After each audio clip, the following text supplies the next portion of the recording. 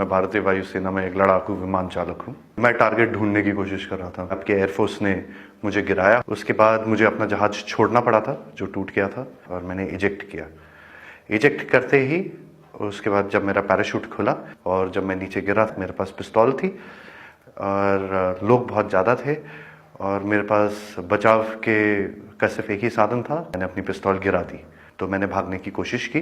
मेरे पीछे लोग आए थे, उनका जोश काफ़ी ऊंचा था।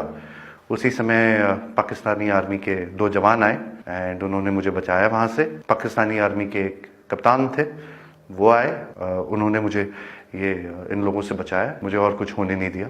फिर वो मुझे अपने यूनिट तक लेके गए जहाँ पे मुझे फर्स्ट एड दिया गया एंड फिर उसके बाद मुझे हॉस्पिटल ले जाया गया जहाँ पे मेरी जांच हुई और मुझे और एड दिया गया। पाकिस्तानी आर्मी जो है वो बहुत ही प्रोफेशनल सर्विस है। I see peace in it. I have spent time with the Pakistani army. I am very impressed. Indian media बात हमेशा बढ़ा चढ़ा के कहती है, जो छोटी सी चीज़ होती है उसका बहुत ही उसको इतना आग लगा के, इतनी मिर्च लगा के बोलते हैं वो, उसमें लोग बहकावे में आ जाते हैं।